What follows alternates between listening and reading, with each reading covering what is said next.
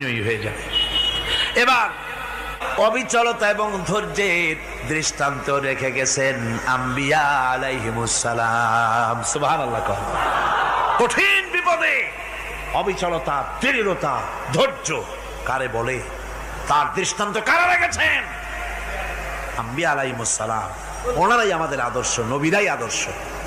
সাহাবায়ে কেরাম রিদওয়ানুল্লাহ তাআলা আলাইহিম আজমাইন আমাদের আদর্শ।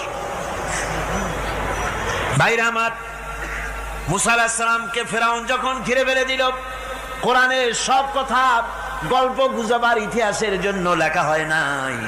কোরআনের মধ্যে যা লেখা হয়েছে সব বান্দাদের উপদেশের জন্য, যাতে করে লোকেরা চিরটা কাল এর থেকে উপদেশ নিয়ে নিজেদের তৈরি করতে পারে। জোরে বলেন সুবহানাল্লাহ। মুসা আলাইহিস সালামের কথা আল্লাহ বলেন, ফেরাউন তাকে ঘিরে ফেলে দিল, পালাবার রাস্তা নাই।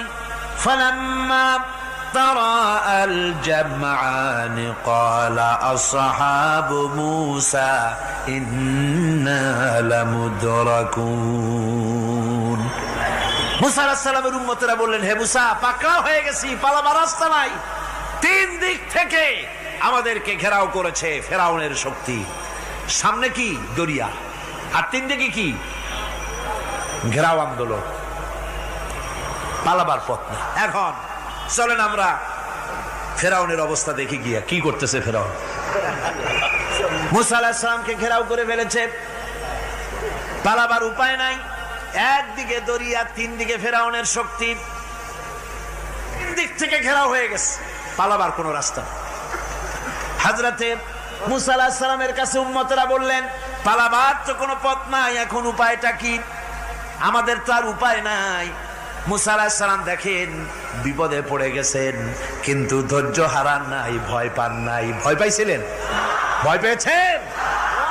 প্রশ্নই ওঠে না। মুসা আলাইহিস সালাম, আল্লাহ পাক যাদেরকে বলেছেন উলুল আযম, রাসূল যাদের বলেছেন তার মধ্যে হযরত মুসা একজন উলুল আযম পয়গম্বর।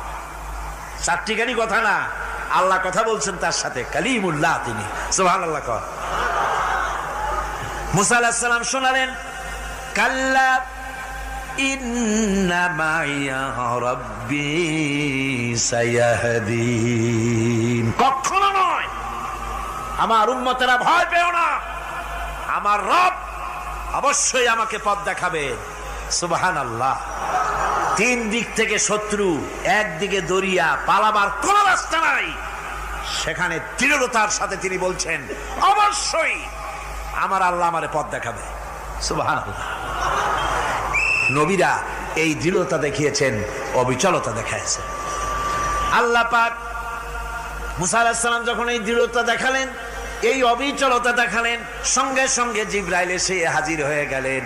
আল্লাহ পাক বলেন, ফাআওহাইনা ইলা মুসা আন আদরিব বিআসাকাল বাহরা ফানফালাকা ফাকানা কুল্লু ফিরকিন কাত্তাউদিল আযীম।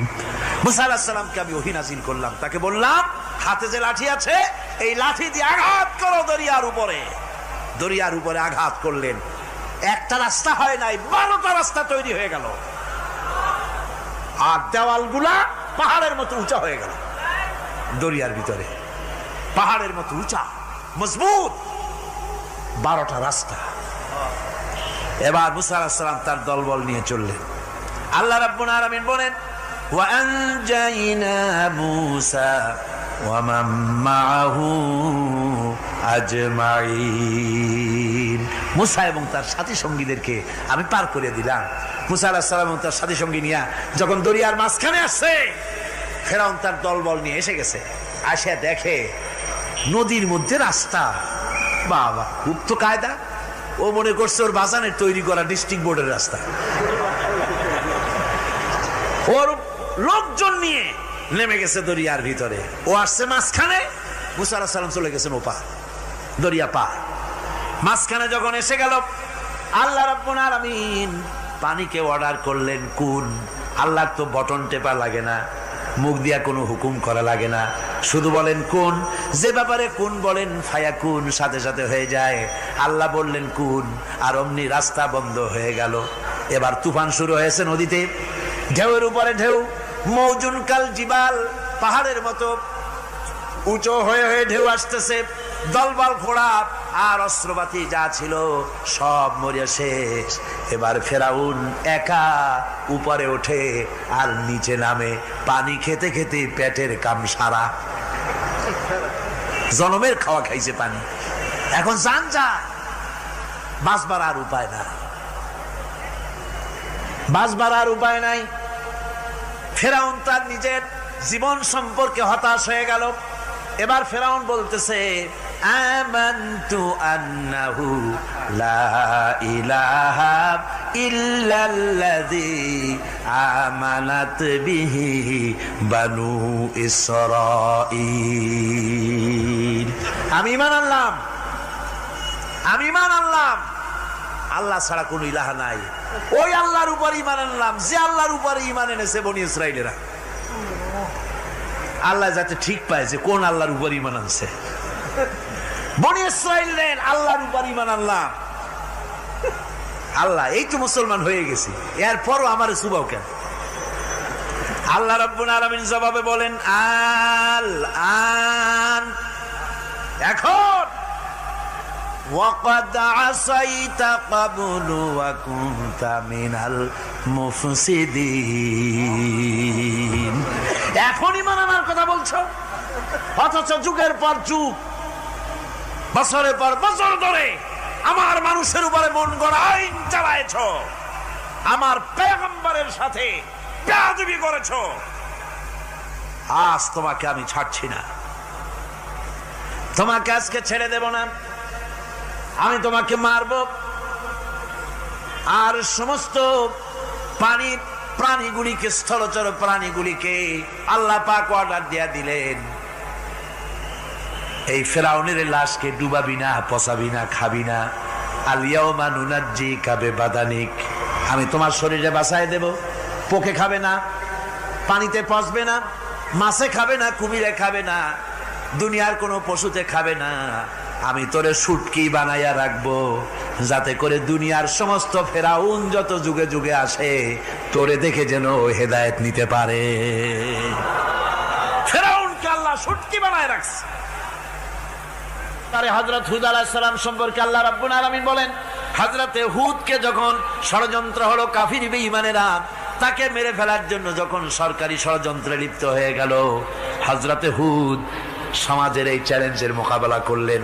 হযরত হুদ বলেন, ফাকিদুনি জামিআন সুম্মা লা তুনজিরুন ইন্নী তাওয়াক্কালতু আলাল্লাহি রাব্বি ওয়া রাব্বিকুম। তোমরা তোমাদের ষড়যন্ত্র আমার বিরুদ্ধে যত পারো আমার বিরুদ্ধে ষড়যন্ত্র চালাও, এতটুকু আমার অবকাশ দিও না। আমি এমন আল্লাহর উপরে ভরসা করেছি যার হাতের ভিতরে তোমাদেরও জান আর আমারও জান। যা পারো তাই করো। সরকার সমস্ত শক্তি একত্রিত হয়ে আমার মোকাবেলা করো। একদিকে হুদ আলাইহিস সালাম, আর একদিকে গোটা জাতি। হযরত হুদ ভয় পায় নাই। সুবহানাল্লাহ। কোন ঈমান বিল্লাহ মানুষের কলিজাকে এভাবে শক্ত করে দেয়। কোন আলহামদুলিল্লাহ।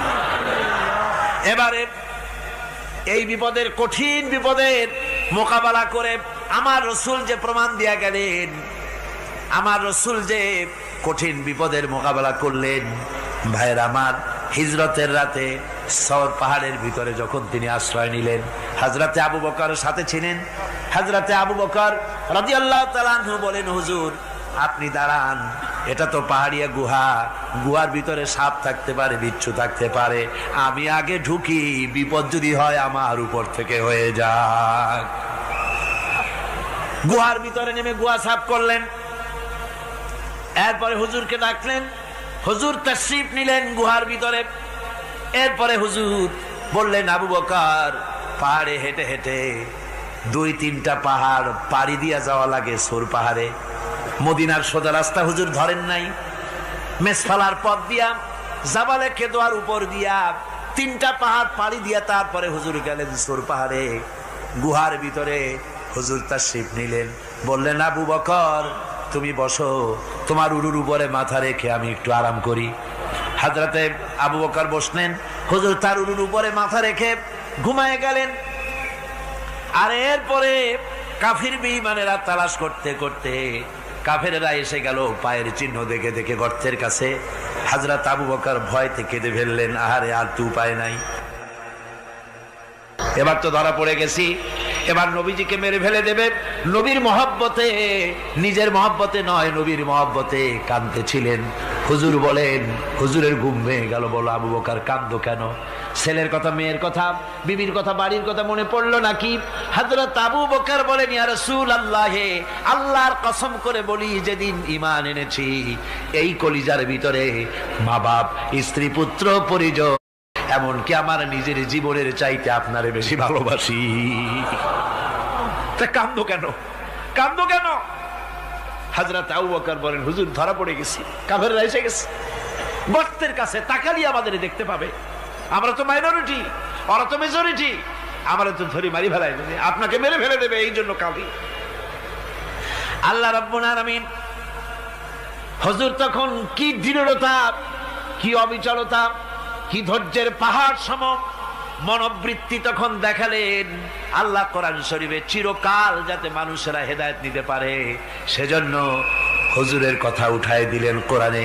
আল্লাহ পাক বলেন, ইযহুমা ফিল গার ইয ইয়াকুলু লিসাহিবিহি লা তাহজান ইন্নাল্লাহা মা'ানা। ও বন্ধু, ভয় পেও না, আল্লাহ আমাদের সাথে আছেন। সুবহানাল্লাহ, আল্লাহ আমাদের সাথে আছেন।